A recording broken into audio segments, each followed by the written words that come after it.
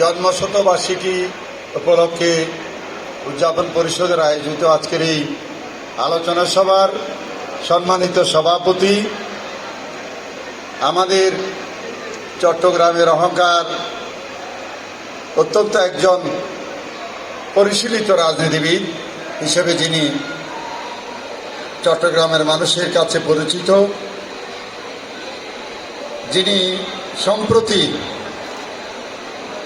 Kuwait থেকে রাষ্ট্রদূতের দীর্ঘ দায়িত্ব পালন করে দেশে এসেছেন, আজকের এই সভার সভাপতি জনাব এস.এম. আবুল কালাম সাহেব উপস্থিত আছেন। আমি এদিক থেকে বলছি, আমি বড় ছোট যে আমাদের বীর মুক্তিযোদ্ধা পান্থলাল সাহা, আমাদের বীর মুক্তিযোদ্ধা একে এম আব্দুল মতিন চৌধুরী, উনি আওয়ামী লীগ নেতাও।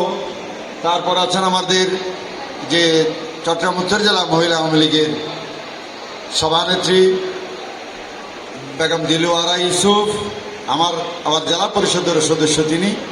তারপরে আছেন আমাদের জেলা পরিষদের সদস্য চট্টগ্রাম দক্ষিণ জেলা মহিলা আওয়ামী লীগের সহসভাপতি, এবং উনি অনেক লেখালেখি করেন, যে বঙ্গবন্ধুর উপর বই উনি লিখেছেন, যে শেখ হাসিনার উপর বই লিখেছেন জনাব বেগম শাহিদা আক্তার জাহান।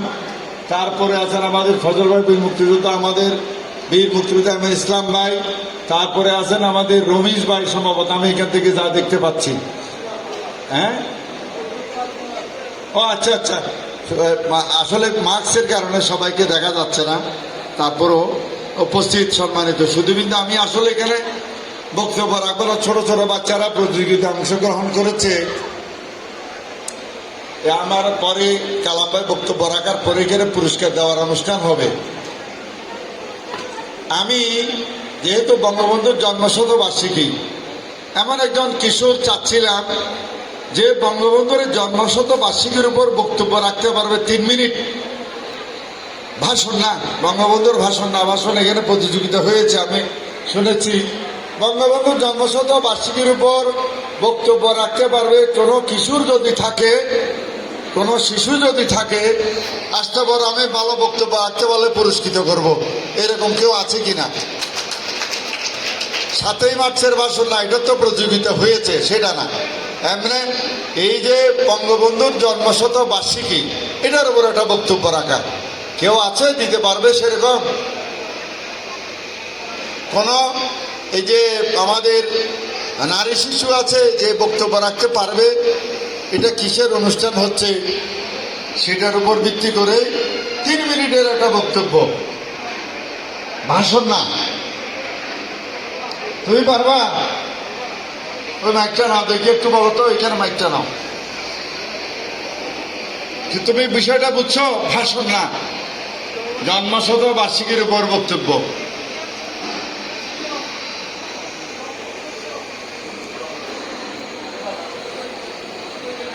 অন করে দাও না, ও দাঁড়া, ও থাক না। দেখি। আসসালামু আলাইকুম রহমতুল্লাহি ওয়া বারাকাতুহু। আজ 17ই মার্চ 2021 বঙ্গবন্ধুর 101তম জন্মবার্ষিকী। আজ 1920 সালে বঙ্গবন্ধু এই দিনে জন্মগ্রহণ করেছিলেন গোপালগঞ্জ জেলার টুঙ্গিপাড়ায়। আজ তার 101তম জন্মবার্ষিকী। আজ তাই সেই জন্যে আমি বঙ্গবন্ধু শেখ মুজিবুর রহমানকে অত্যন্ত শ্রদ্ধা জানাচ্ছি। আজ ওনার জন্মদিনে আমি যে তার 7ই মার্চের ভাষণের অংশ বিশেষ এখানে উপস্থাপন করতে পেরেছি, তার জন্য আমি আনন্দিত এবং গর্ববোধ করছি। আমার ভাইও আমার অত্যন্ত উচ্চস্বর, অত্যন্ত ভালোভাবে সেই ভাষণটি উপস্থাপন করতে জানে, আমার চেয়েও ভালোভাবে সেও হয়তো করবে। আর সে ধন্যবাদ, অনেক ধন্যবাদ। অনেক তুমি কি বলতে চাইছিলে? আসো দেখি। 17ই মার্চ বঙ্গবন্ধুর জন্মশতবার্ষিকী সম্পর্কে কি জানো তুমি? শিশুরা কি জানা দরকার? আজকে হচ্ছে বঙ্গবন্ধু শেখ মুজিবুর রহমানের 101তম জন্মশতবার্ষিকী। দাঁড়াও, তুমিও দাঁড়াও। হ্যাঁ বলো। 17 মার্চের এই দিনটিতে আমাদের এই বাংলাদেশে জন্মগ্রহণ করেছিলেন বঙ্গবন্ধু শেখ মুজিবুর রহমান ওরফে আমাদের খোকা, যিনি আমাদেরকে সামনের দিকে পথ চলতে শিখিয়েছেন। তার প্রত্যেকটি পদক্ষেপে আমরা উজ্জীবিত হই এবং বাংলা স্বাধীনতার প্রতি, এবং যদি পরবর্তীতে কোনো আমাদের বাংলাদেশের উপর কোনো আঘাত হয় তাহলে আমরা এটির উপর প্রতিবাদ করতে পারবো।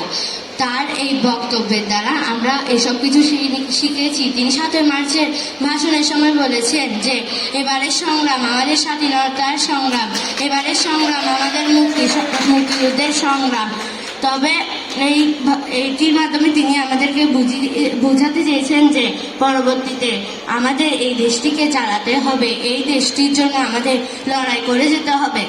যদি পৃথিবীর যে কোনোই বাধা আসুক না কেন, তার এই কথাগুলোর দ্বারা আমরা এটাই জানতে পারি যে আমরা এটার বিরুদ্ধে প্রতিরোধ করতে পারবো। তিনি আমাদের সাহস যোগান, তিনি হলেন আমাদের আদর্শ, গর্ব এবং অহংকার। তাই জয় বাংলা, জয় বঙ্গবন্ধু। কি বলেন? এ ফার্স্ট হয়েছে না? এ ফার্স্ট হয়েছে, সেকেন্ড হয়েছে। ঠিক আছে, তোমাদের পুরস্কার দেবো আমি। ঠিক আছে, এখন বসুক, আমার বক্তব্য আমি শেষ করে দেব।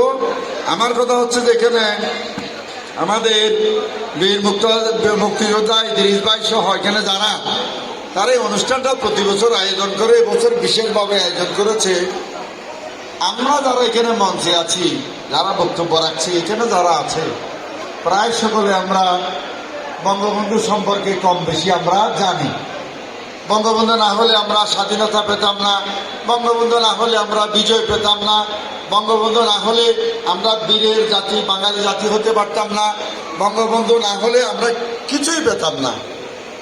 এবং তার সুযোগ্য কন্যা জননেত্রী শেখ হাসিনা আজকে সেই বঙ্গবন্ধুর স্বপ্নের সোনার বাংলাদেশ বিনির্মাণের জন্য কাজ করে যাচ্ছেন। এই কাজ করতে গিয়ে তিনি দেশের মানুষের জন্য কত কিছু করছেন। রাস্তাঘাট, ব্রিজ, কালভার্ট, এই সমস্তগুলি উন্নয়ন তো করছেনই, কিন্তু একেবারে স্কুল লেভেলে উপবৃত্তি দিয়ে, শিক্ষার ক্ষেত্রে বিনামূল্যে বই দিয়ে তিনি আমাদের নতুন প্রজন্মকে গড়ে তোলার জন্য চেষ্টা করছেন। যারা বয়স্ক তাদের ভাতা দিচ্ছেন, যেটা জীবনে আমরা ছোটকাল থেকে কখনো শুনি নাই। বয়স্কদের ভাতা দেবে বাংলাদেশে। যারা স্বামী পরিত্যক্তা নারী তাদের ভাতা দিচ্ছেন, যারা পঙ্গু তাদের ভাতা দিচ্ছেন, যারা সন্তান সম্ভবা গরিব তাদের ভাতা দিচ্ছেন। এবার মুজিব বর্ষ উপলক্ষে ঘর করে দিচ্ছেন যাদের ঘর নাই, যাদের ঘর নাই তাদেরকে ঘর করে দিচ্ছেন। মুক্তিযোদ্ধাদের যাদের ঘর নাই তাদের জন্য এখন বীর আবাসভূমি, অর্থাৎ তাদের জন্য ঘর করে দিচ্ছেন। এইভাবে বাংলাদেশের 17 কোটি মানুষের অন্ন, বস্ত্র, শিক্ষা, চিকিৎসা, বাসস্থানের যে সমস্ত বিষয়গুলি কে করে যাচ্ছেন, আজকের প্রধানমন্ত্রী জননেত্রী শেখ হাসিনা সেটা করে যাচ্ছেন। বঙ্গবন্ধুর ওই যে সোনার বাংলাদেশ বাস্তবায়নের জন্য আস্তে আস্তে এগিয়ে যাচ্ছেন। এখন আমরা উন্নয়নশীল দেশ হয়েছে, এই কথাগুলি আমরা বড়রা বুঝতেছি, কিন্তু ছোটরা জানে না। ছোটদেরকে ইতিহাস জানাতে হবে। ইতিহাস জানানোর জন্য যে তাদের মধ্যে আগ্রহ সৃষ্টি করতে হবে জানার জন্য, সে আগ্রহ সৃষ্টির জন্য এই ধরনের প্রতিযোগিতার আয়োজন, বঙ্গবন্ধুর উপর বক্তৃতা, 7ই মার্চের উপর বক্তৃতা, 17ই মার্চের উপর বক্তৃতা, তারপর স্বাধীনতা দিবসের উপর বক্তৃতা ইত্যাদি বিষয়গুলি তাদেরকে আমাদের পাঠ্যসূচিতে ছিল না, ইদানিং সেই বিষয়গুলি এখানে এনেছে। সেই পাঠ্যসূচির বিষয়গুলি এই সরকারের আমলে আস্তে আস্তে শিশুরা জানার সুযোগ পাচ্ছে। এই যে একটা ছোট মেয়ে, এই এতটুকু বয়সে কিন্তু সব মেয়েরা কিন্তু পারতেছে না, এই সাহস করে এখানে আসছে, বক্তব্য রাখছে। যা পারছে সে ভালোই পারছে, আমি বলবো। এই বয়সে কিন্তু আমরা হলে পারতাম না। আমরা তো এখন অনেক জানি বিদায় আমরা পারতেছি। সে যে সাহস করে মঞ্চে এসেছে, ওই ছেলেটা যে এসেছে, যে এই যে তুমি ছেলে, ছোট ছেলেটা কাঁদতেছে মনে হয়, তোমারও একটা পুরস্কার দেবো, যাও তুমি পড়তে আসো, তুমি এদিকে আসো, তুমি কাঁদিও না। তুমি বাসন দিতে চাইছিলাম মনে হয়, হ্যাঁ তুমি বাসন দিছ, তোমারও দেবো পুরস্কার, তুমি থাকো, কাঁদিও না, এদিকে আসো। মুজিব কোর্ট গায়ে দিয়ে কেউ কাঁদে, এদিকে আসো। আচ্ছা বলো, একটু বলতে চাচ্ছে, সে কান্না করতেছে, বলো দেখি। ও বাপের বাপ, যে চশমাও দিচ্ছে বঙ্গবন্ধুর মতো। দাও তো ভাষণ একটু দাও, চালি দাও, বলে দাও। ভাইয়ের আমার বলো। ভাইয়ের আমার, আজ দুঃখ ভারাক্রান্ত মন যাও, নিয়ে যাও, আপনাদের তুমি যাও। সামনে হাজির হয়েছি। আপনারা সবই জানেন এবং বুঝেন, আমরা আমাদের জীবন দিয়ে চেষ্টা করেছি, কিন্তু দুঃখের বিষয় আজ ঢাকা, চট্টগ্রাম, খুলনা ও রাজশাহী, রংপুরে আমার ভাইয়ের রক্তের রাজপথ রঞ্জিত হয়েছে।